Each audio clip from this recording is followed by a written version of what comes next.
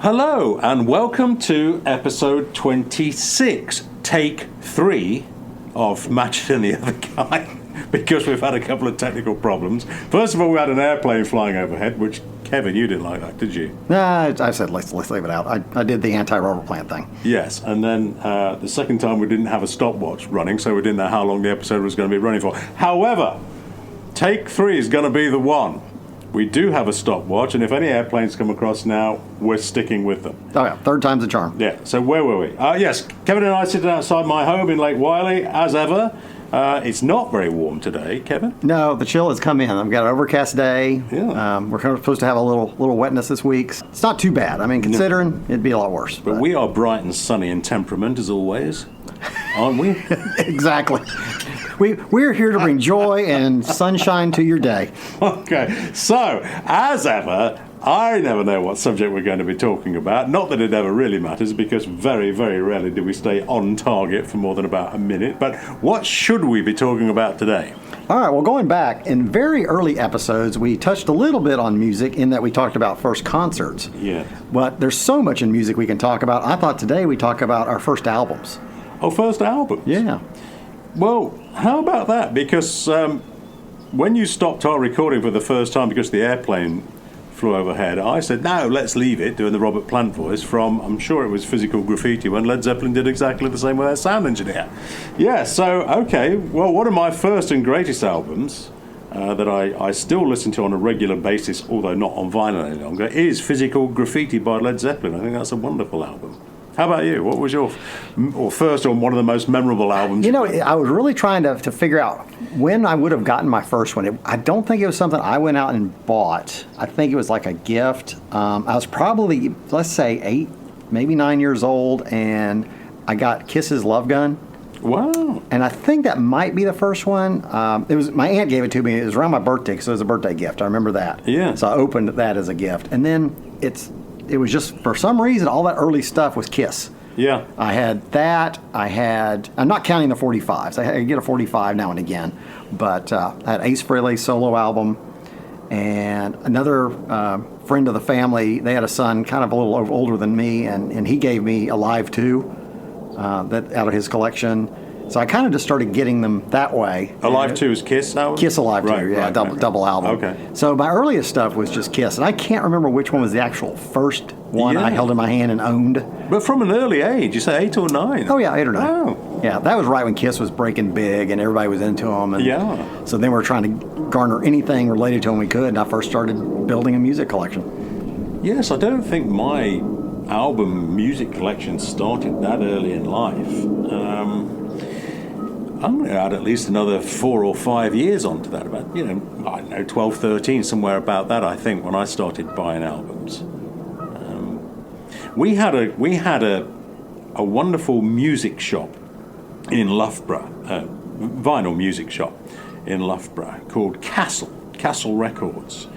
And it was there in the little shopping precinct for years, and that was the place all my friends and I went to buy an album once a week with our pocket money or our first money from work would be to Castle, because I don't know how they managed to do it back then in the 70s, but they seemed to get a very good deal on their album prices, and they were the cheapest place to buy albums in Loughborough. Hence the wonderful appeal to all my colleagues and friends, because they were the cheapest place in town to buy music from. Hey, yeah, that's a rule of retail. If you're going to be the lowest price, you're going to bring your customers in. So every week, or near pretty much every week, I would buy an album, as would buy my friends, and they were put into a Castle Records plastic bag.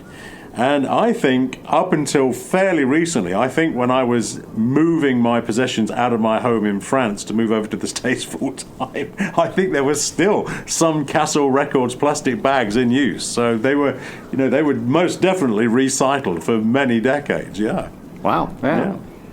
Yeah, I would, I didn't build up a big, huge collection. I never went like once a week or anything like that. It was always, they were kind of, hard to come by the money at age 8 or 9 to buy anything like that. Absolutely. So it was always had to be trading with friends or, again, birthday money. And then, I remember buying the cutouts, which were they were lesser priced. They were like albums that had, kind of gone past their popularity or something like that. And they call them cutouts because I believe this is correct. They would nip the edge of the record sleeve the cardboard. Really? They'd make a little notch on it, and that showed it was in the discount bin, so you couldn't return it as a full price thing. So I remember I had some notched sleeves, outer ones, but I didn't gain a whole lot. I remember first one I might have bought was maybe Monkey Mania, the Monkees.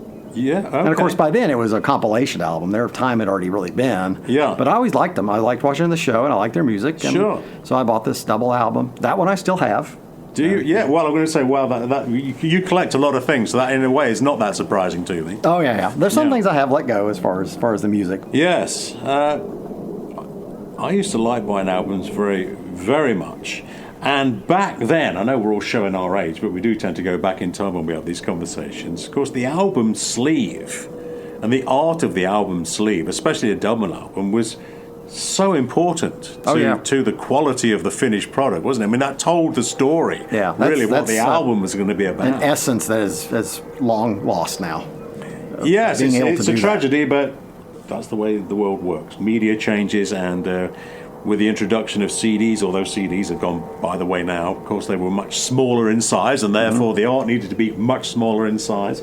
And now so much of the music is purely digital, downloaded digital, that the album's notes, the album sleeves have almost ceased to be, I think, haven't they, really? Pretty much, yeah. You download the music, so you never have anything physical to look at. Yeah, and I do remember, I mean, it was such an important part of the process that albums, the Pink Floyd album, Wish You Were Here, when it had the postcards and things included with the albums, were such a valuable thing to have. And as we've chatted about before, both of us used to take great care of all of our possessions. And I took great care of the postcard which came with Wish You Were Here, which, if you remember, was the guy. It looked like he was diving into a lake, and his torso and legs were out of the lake, as if he was just caught mid-dive into the lake. And I remember many years later reading of the photo process that happened to produce that. Of course, it was all pre any computer involvement with that, and so they had an athlete holding onto effectively a frame or a Zimmer frame under the water and doing a handstand for as long as possible to get the water to settle. Because the idea was there was no ripples on the water when he entered the water. So, yes, they had to go over and over and over to get it. But wow, just wonderful things like that. Yeah. Well, that's a prime example of that same thing was that Kiss Love Gun album. It came with a little cardboard gun. It was like, I think it was like like a half, and you would I guess punch it out maybe and then fold it, and it had a little tissue thing, and you would hold it, and when you whipped it with your wrist, it would make the thing pop out. It said bang or something like that, and it was like cool. Pop. You'd have to reset it each time. Yeah. But I always had that with it. I think I did use it a couple of times. Normally, you look back and you go, never punch it out. That kind of thing. I know. But it was in there till the last day I had it. Let's put it that way. Yes. And then some albums, like I mentioned the Ace Frehley solo album, it came, and this was with all the four band members. It came with the album sleeve. I think was kind of generic in that it would have the four album sleeves of all of them. So the same sleeve was in each. Oh, okay, yeah, okay. Each one had a cover that was their own, and so I think the inner sleeve was the quad of those on each side. But each of them came with a poster that it was a quad folded, so you'd fold it out. It'd be 4 panels folded out, and they had on one end, or depending on which one you had, they had strange little notches, like a half circle or a diamond shape, or half a diamond, like a triangle, I guess it would be. And when you got the whole collection, you could paste them together, and they'd make one long banner. Oh, so it was an incentive again to get all of them. So it came with a poster, the inner sleeve, like all albums came, and then it also came with a order form for merchandise related to just that one band member. Like if I had the Ace Frehley one, you could order an Ace Frehley necklace, a button, poster of just his album cover, or you could order the one poster of all four. But if you got the Gene Simmons, it was going to have Gene Simmons merchandise in it. Yeah. And it was just an era. And I think that was around '78 they did those. I could be wrong, but that sounds about right.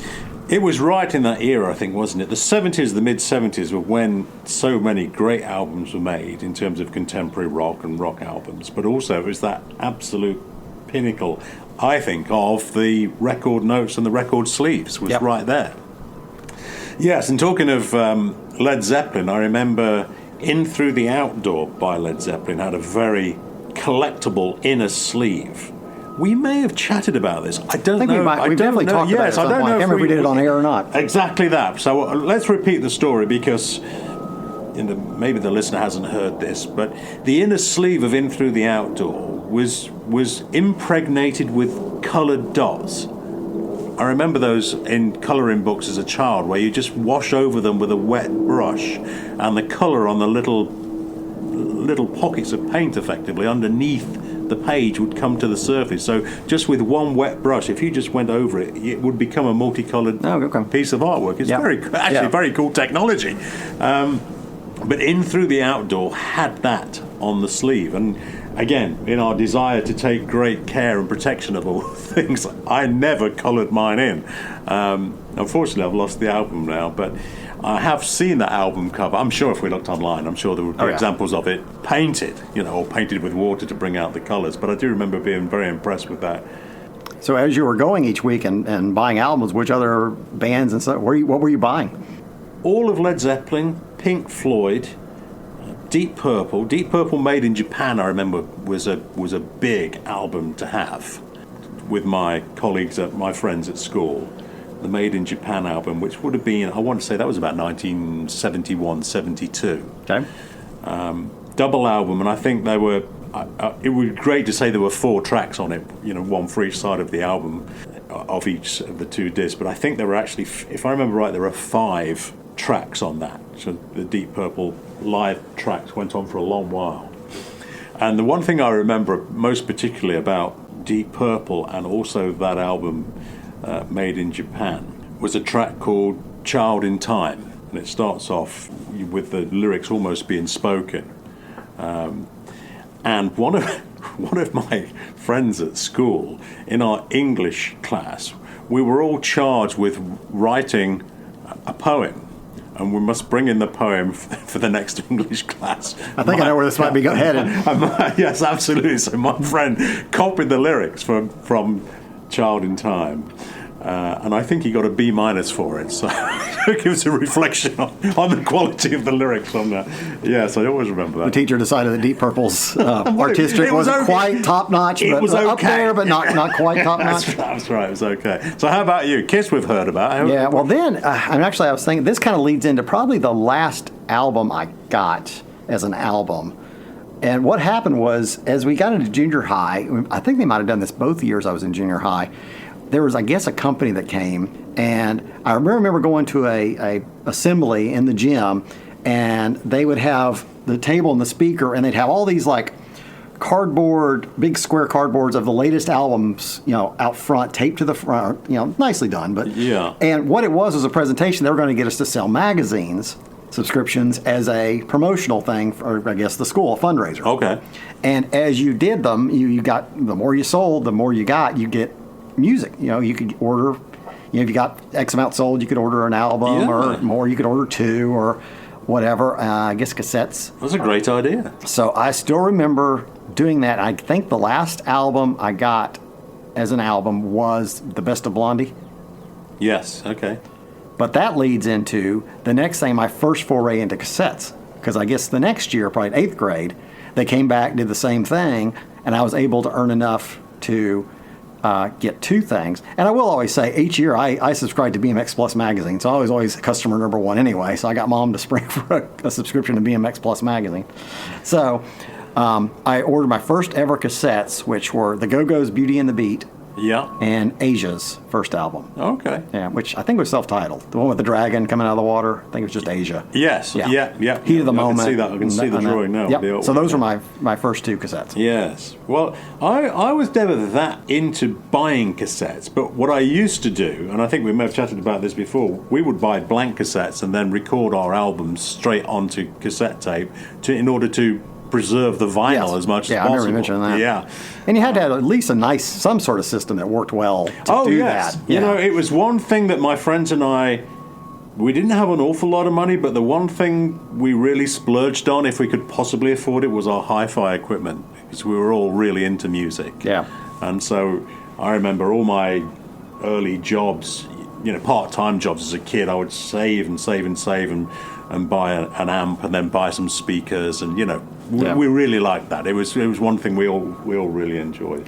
But in terms of cassettes, the one cassette I do remember buying, and only because of its collectability, was by a band called Bow Wow Wow. Does that name ring a bell with you? Oh, yeah. Malcolm I Want Candy? Yeah, exactly. Yeah. Yes, and one of Bow Wow Wow's early releases was C30, C60, C90 Go, which for those who may not be familiar with cassettes is the length of time of a cassette would run. C30, C60 and C90 tapes. I remember that specifically. And we always had to buy C90 tapes to record an album because the 30-minute tape and the 60-minute tape were just not enough to get the album. I kind of remember that part. Yes, it just not. And the quality of the tape isn't as good on the longer ones because it's stretched out over a longer. It's a much thinner tape to fit into the standard spool. You couldn't change the physical size of the cassette. The only way you could do it to increase the length of the tape was to use thinner tape, and therefore it used to stretch. You're right. Yeah. And it was just like anything else. You could buy, your Memorex, or you could buy the store brand, and you're paying for quality. You're paying for quality. Yeah, I seem to remember TIAC was one of the best tapes we could get hold of. Those were stereo systems, I remember. Yes, I'm pretty sure they... TEAC. Yes, I'm pretty sure they used to produce tape as well. They probably did. I just don't recall them. I've got that in my mind anyway.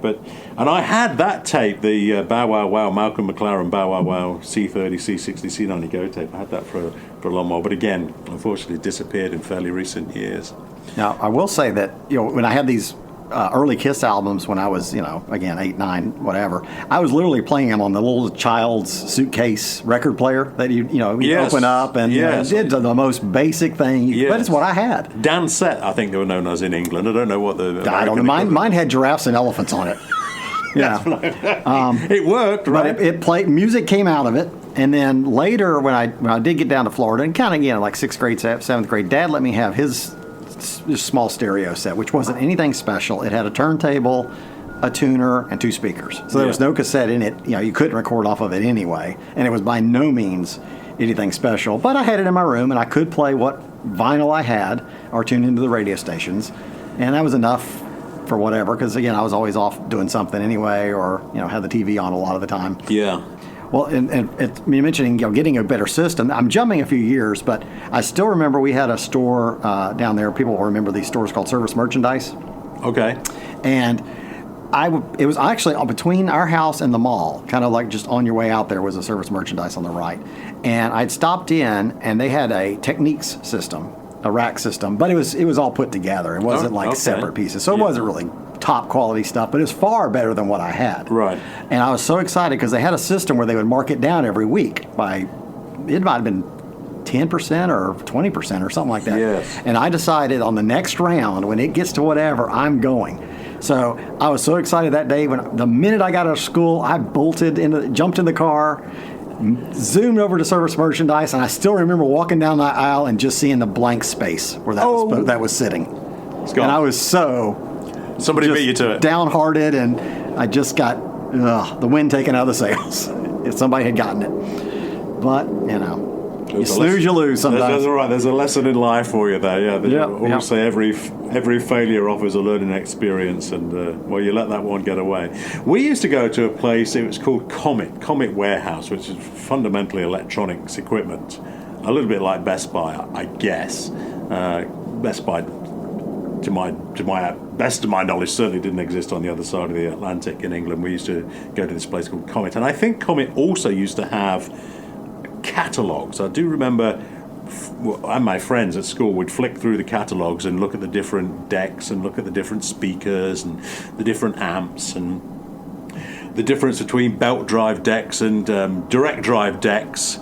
And the direct drive decks used to have a little stroboscope, so you could vary the speed of the motor, and so you could absolutely set it spot on 33 1/3 for albums. And now in the benefit of hindsight and being a grumpy old man, I'm thinking he's probably made no difference whatsoever. But we always wanted a direct drive deck if you could get one. That was the one to have for sure. Yeah. Well, I can tell you where some of those first albums went. I'm pretty sure this is where Love Gun ended up, and that just jarred my memory. I also had Paul Stanley's solo album, so I had Ace and Paul Stanley's albums.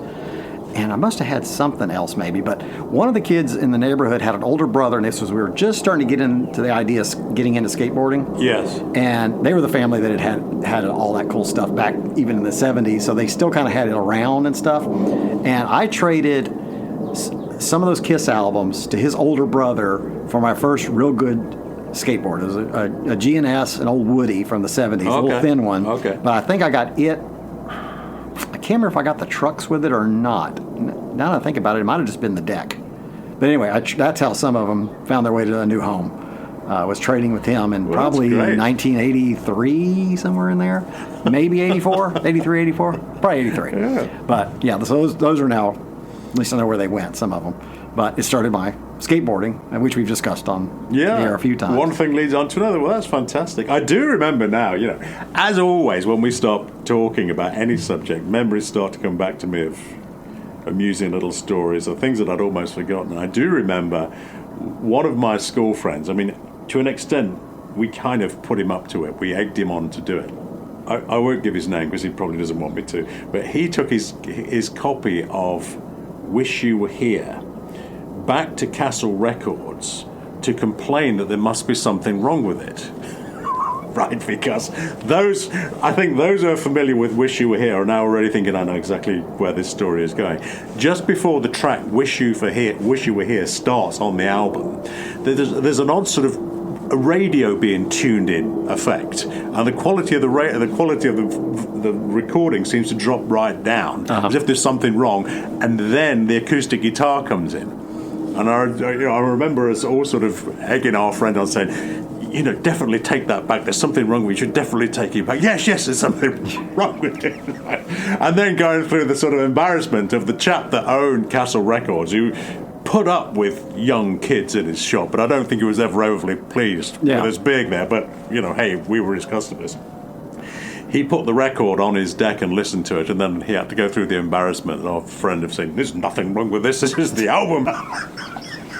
Yes, oh dear. We had, being in the small town, like I said, back when we talked about bikes and stuff, we could bike pretty much anywhere. I couldn't bike out to the mall. I mean, I could. It's 8 miles, but there was always a record bar out there in the mall, right, which is a national chain. And then we had one in one of the strip malls.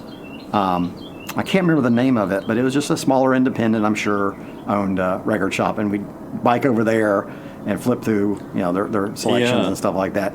And again, I didn't buy that much, but I knew some of my friends that got their first Van Halen 1984 there. And talking about embarrassing moments at Castle Records, I also had to go through an embarrassing learning curve at Castle Records, where I was longing to get hold of Vangelis, Pulsar, the album.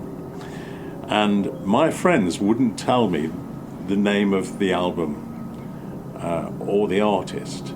But we were playing this track at a friend's house, and I said, I really like that. It's electronic music, but it's very early. And I got the tune, like earworm in my mind, and couldn't let go of it. And I thought, I've got to get hold of that album, but my friends wouldn't tell me what it was. We're so mean to each other. I don't know why we would have to do this. So I thought, I've got to get hold of it. I'm going to get hold of it. So I went down to Castle Records again with my friends on a Saturday afternoon and went in to see the Castle Records man. We always used to call him the Castle Records man. And I said, I'm looking for a particular album that's come out fairly recently, but I don't know the name of it. I don't know the artist. And he said, well, what sort of music is it? I said, well, I can kind of hum it for you if you want. That's like telling a mechanic what sound your car's making. So I gave him a few bars of Pulsar, boom, boom, boom, boom, boom, boom, boom, boom, boom, boom, boom, boom. But he said, I think that's Pulsar by Vangelis. Here's the album. See you next week. It was one of those. Dear old Castle Records, man. I mean, he must have been so annoyed with us. But, there we go. I had we're jumping quite a number of years now, but I had almost the exact same thing happen in the mid-'90s. I'd moved to D.C., lived in Maryland, but worked just outside of D.C. And I kept hearing this song on the radio station I would listen to during the day. And I really liked it. And I was like, it's the same situation. I never heard him tell me who it was. Right. But I knew, some of the lyrics and stuff. So we had Best Buy there. We didn't have any Best Buy, from where I moved from. We didn't have them in Knoxville. But I went down to Best Buy, and I run into this, guy working there. And I kind of went through it with him, and he said, I think that's the Sundays. It sounds just like that's what. And he brought me over to their album, flipped it over, and showed me what he thought the song was. Okay. And he said, here's what you need to do. He said, if you go up this little pike, there's a record store up there, and they'll let you listen. They'll let you listen to what they have in stock. Yeah. Whereas we can't do that. And so go up there. so and listen that to way it. you confirm what it is. So I was like, all right, I'll give that a shot. So I drove up, and the one that they had, they sold used and new, and the Okay. only one they had was new. Yeah. But they would let you open it at this little more independent place. Okay. And I put it in the little player they had there, and I listened to it, and I said that was it. Well, I ended up buying it from them because I'd opened their stock, obviously. Yeah. It was only a fair thing to do. So I bought it from them. But Well done you. yeah, and I got back to the office, sometime that next week, and I wrote a nice letter to the manager at Best Buy, saying, what a great service this guy, what wonderful customer service he provided. Yeah, sure. I said I really don't know his name. I said he had shoulder length hair and tattoos on both arms, but I just wanted to say it's good to see some conscientious employees in customer service these days and such. Well, I pop in Best Buy maybe a month later or something like that for whatever, and the same guy sees me, and all he does is just point at me and goes, "You wrote the letter," and I went. Yep, and he's like, "That's awesome." He said, "My manager called me into his office. I didn't know what I was being called in for, and he gave me a nice compliment, read me your email, and gave me a gift certificate to the store." So Well, that's I was fantastic. like, "Hey, See, good service does pay, and now, without realizing it, all these years later, we've just given them a plug through what we're doing today. exactly. I mean, it sticks with you." Matched in the other guy. We never expected to be plugging Best Buy, but well done, Best Buy. Well, at least Employees this from- gentleman was. He Yeah. was great 25 years ago. Now, can you remember at any time? I'm guessing the answer to this is going to be no, but maybe. America is different to England. Did you ever go into a record store where you could go into the booths and listen to the albums if you asked for? No. Did they? I've heard of those and we've seen them, but there wasn't anything. No, and I can't remember. They were just before my time getting into music. I do But remember. it makes good sense. I do remember it. I've seen them on the TV in the 1960s and probably just into the 1970s. But I can never remember going in and listening to an album. I mean, occasionally, yes, when we went into Castle Records, the very obliging Castle Records man would put an album on for us. Well, that begs the question, too. I wonder if it was pre-60s or maybe early 60s. Maybe they didn't shrink wrap them then. Maybe they came where you could slide, like you weren't opening it to listen to it. You weren't breaking the seal. Yeah, were all they your, would just right, let you were open your it. albums in the States, were they all shrink wrapped? Yeah, from my memory they were. Really? Not Yeah. because I can't remember that. I mean, occasionally we would come across a shrink wrapped album, but I remember them all being sealed. And Really? shrink wrapped. Now the 45s were different. They were just always in just a little paper sleeve. Yes, yeah. And when you bought a 45, did it have the spindle centerpiece in? Nope. Or, they never did. None of them did. None that I can recall. Yeah. Yeah, you always had the little yellow ones that you bought in some sort of pack. Dad had them, so I never had to buy any. I just remember he had a little stash of them, and that was more than I ever needed. So I never had to buy them. But ours were always the little yellow ones. Yes, and I ask because, again, our different experiences on opposite sides of the Atlantic. 99% of the singles 45s that we would buy were always made just for the, let's call it a 6mm spindle shaft, because that's about what it was, a quarter of an inch or something like that. But it didn't have the, what was it close to, 25mm, like an inch and a quarter or something, the hole in the middle of a single. Right? Yep. Very, very rarely we'd come across one of those, but typically the vast majority were made just for that quarter-inch spindle shaft. Mm-hmm. Well, too, I remember at least one of Dad's turntables had the adapter thing you'd slide down, and it would make the, instead of just the spindle spike sticking up, it would go around that, and it was the diameter for a 45. Yes. So you didn't have to put it in each one. You'd put it on there, and that would center the 45 on it properly. No. And it was fairly thick, so you maybe could stack a couple of them on it. I'm going to ask the question. I'm guessing that the answer to my question before I ask it is jukeboxes were always designed that way. But was it for jukeboxes? I mean, why would albums be made just with a smaller hole for the quarter-inch spindle shaft and the singles? No, I don't know. I've never worked on a jukebox or hardly ever used one, so I'm really not sure. I mean, the only time I ever remember seeing those bigger holes in singles being used was in a jukebox. Mm-hmm. And gentle listener, I know you're out there already thinking, Steve, Kevin, it's so obvious, it's blah blah blah. do write in and tell us the answer to that. I guess we can look on Google and or Wikipedia and find it, but that has always been a little mystery. I've always thought it was for a jukebox, but again, that might explain, because you guys had so many more jukeboxes than we did on the other side. I mean, well, and two, they were, you know, kind of phasing out by time I could recall stuff. But I remember it usually at a little pizza place when I was a kid, there would be a jukebox, but it wasn't the old, you know, ones you're going to see on Happy Days that you could see the album moving across and had the bubbles coming up. These were just more like, almost like chests. Yes. And you would, like, you know, look down on it and see all the stuff. So you never saw the mechanisms inside moving around. So you just punch B3 or, you know, G5 or whatever. Yes, they were not really as exciting as the old ones where you could see the big crescent shape of singles moving around. To be honest, I don't even know why anybody would want one today. They weren't good looking then. They're not good looking now. You know, the old vintage ones, yes, they're beautiful, but these ones from, say, the late '70s were nothing special. I guess they were either cheaper to make, I'm sure, probably, right, or they used to hold more selection. Yeah, there was pretty good size. There has to be a reason for them to exist there, right? But I remember, you'd be at a pizza place and you'd always see something you wanted to listen to, and Dad might feel indulgent that day and let you have a couple of quarters or not. Yes, and I do remember in my Auntie Phil's pub in Derby, there was a jukebox in there, but it was a wall-mounted jukebox, and then there obviously was a selection of records somewhere, but this was like a remote panel on the wall. There's no room to hold anything. Yes, I don't know why it didn't strike me at the time, Steve, where are the records themselves? They must be here somewhere. I'm surprised I didn't go hunting around to try and find it, but I can't remember doing that. But I do remember distinctly this remote panel being on the wall to choose your particular track. Well, and let's go back to where they had the ones. Remember the ones that you've seen them in movies or whatever, or nostalgic type pieces or whatever. The ones that would sit on a diner's table. You'd be at a diner, and it would be the one that's on the table. And I think did they tune into a radio? Once you paid for it, it tuned into a radio station, and they play. Because there obviously was not records in those things. And somebody again is listening, going, "No, it was like this." My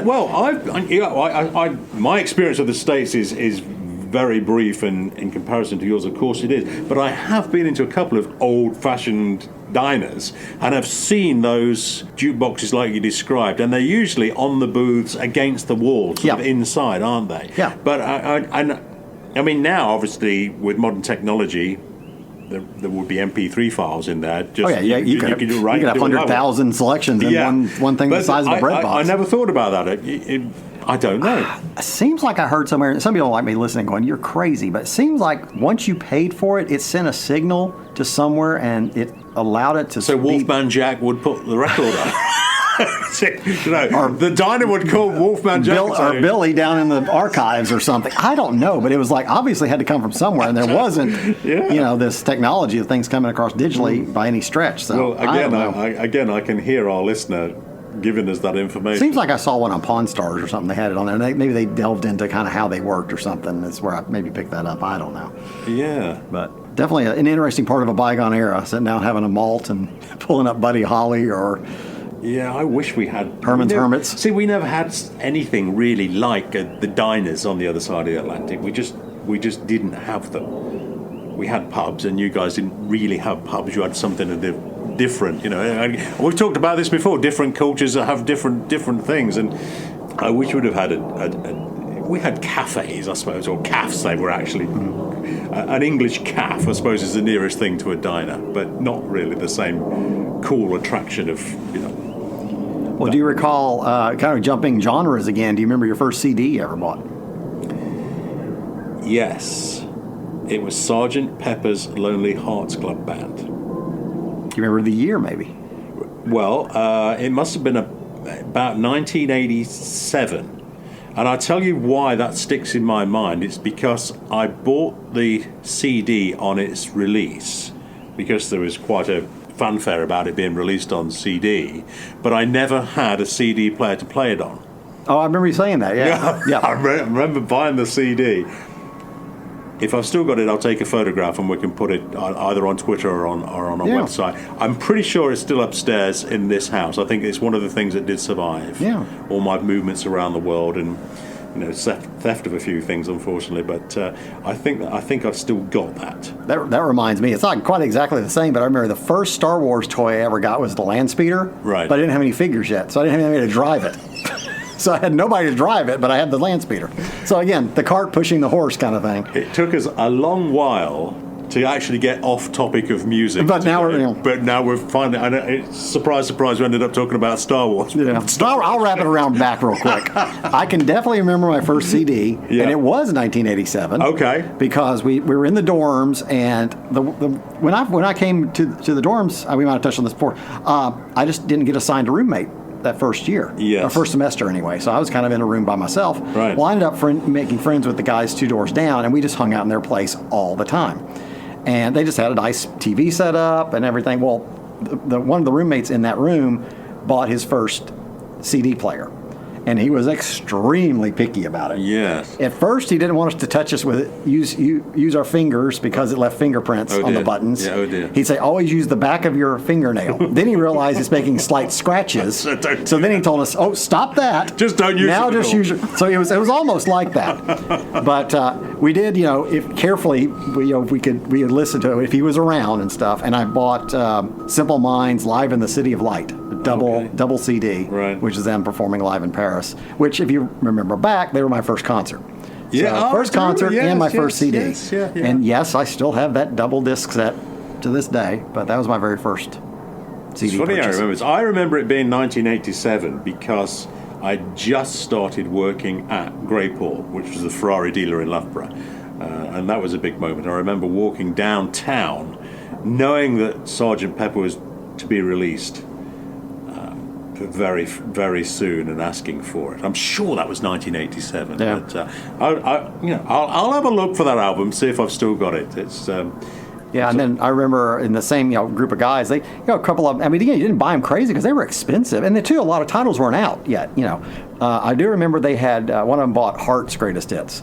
And we listened to that a lot in that dorm room, which was great. I mean, Barracuda and Dreamboat Annie and Crazy on You. We listened to that a lot. So I remember that kind of being the soundtrack of that semester. Yes. And you mentioned earlier on Blondie, the best of Blondie. And I must say that growing up, Debbie Harry, everybody in England was in love with Debbie Harry. I'm sure everybody in the United States was in love with Debbie Harry. But I do remember one of the concerts I remember going to as a young kid, fairly teenager in England, was to see Blondie. Just fantastic music as well. So popular. Really stood the test of time. Yeah, I only saw them that one time. I mentioned we did our concert thing. I saw them when they reunited in '97. Yeah, and still touring now, I think.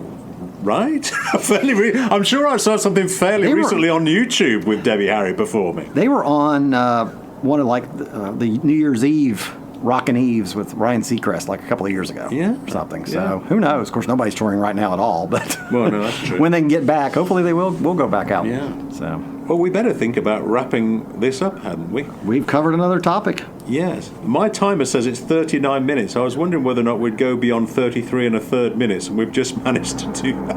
Well, we had to put a little spindle thing in at one point to make sure the rest of the show would air.